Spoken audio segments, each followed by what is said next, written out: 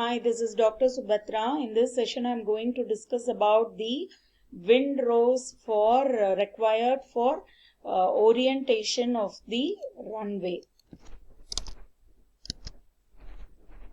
So this is the windrows diagram. It is a diagram which represents the direction, duration, and intensity in a graphical manner.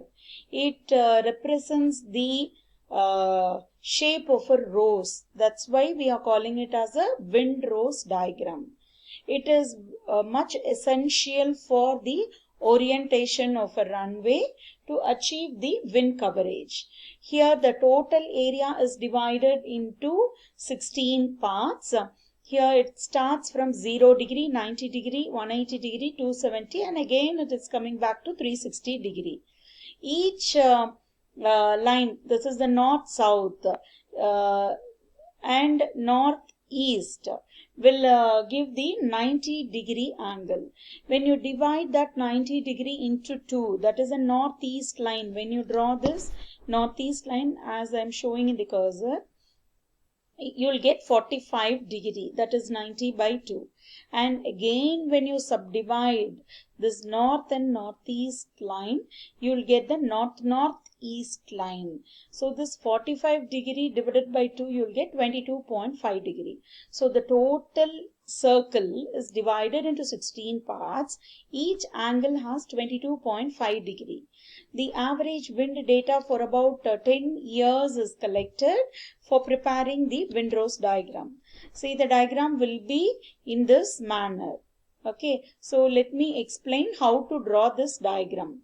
There are two types of windrows diagram. Type 1, it will show the direction and duration of wind, and type 2 will show the direction, duration, and also the intensity of wind.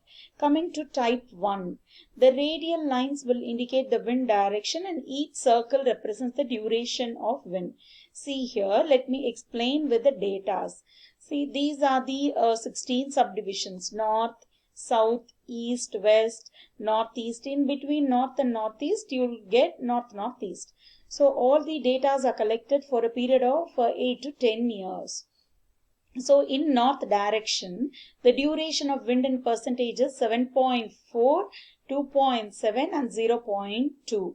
So based upon, depending upon the speed of the wind. So 7.4% of wind in this speed, 6.4 up to 25 km per hour, and 2.7 percentage of wind in 25 to 40 km per hour, and 0.2% of wind in 40 to 60 km per hour speed. So when you sum all these, 7.4 plus 2.7 plus 0.2, you will get a total value of 10.3. So in north direction, the total duration of wind is 10.3%. In each direction, that is for all the 16 direction, you just sum up all the values. When you add all the values together in 16 directions, you will get the total percentage of duration of wind, that is 86.5. This 86.5 is the duration of wind intensity. When you minus this value, 100 minus 86.5, how much you are getting? That value will represent the calm period. That is, it will not influence either landing or takeoff because the intensity of wind is very low. This is what this data indicates.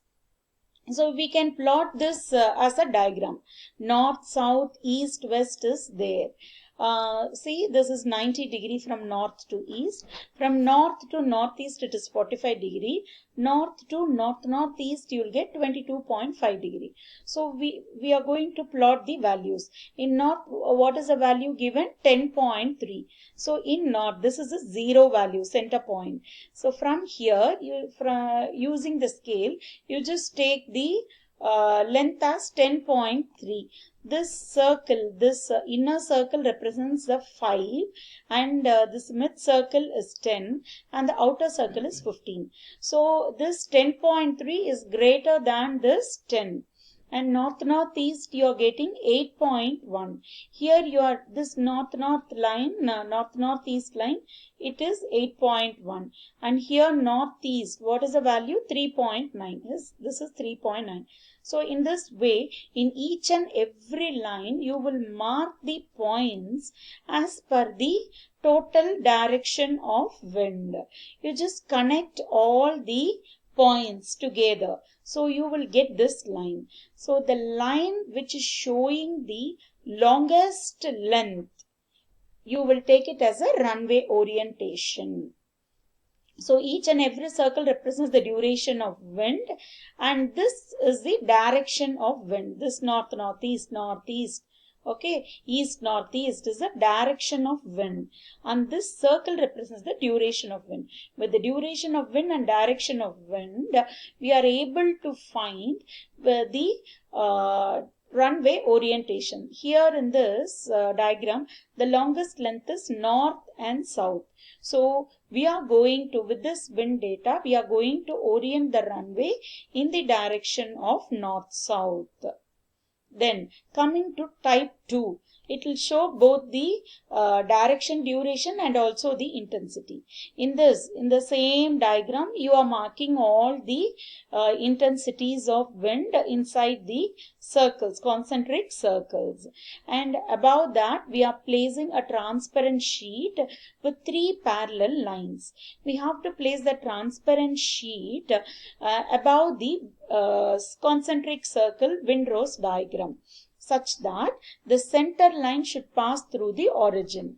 So within the transparent sheet, what are all the values you are able to see, you have to sum it up. So in this direction, you will get a total value. And after that, you can change the position of the transparent sheet. And the values within the transparent sheet, you have to sum it up. In which direction you are getting the maximum value, that direction you have to fix it as the runway orientation.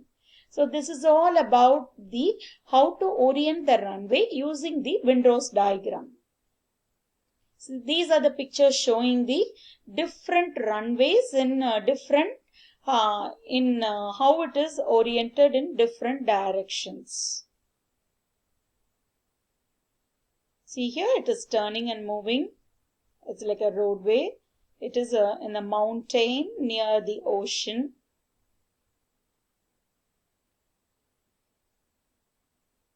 So all these contents I have taken from the slide share. Thank you.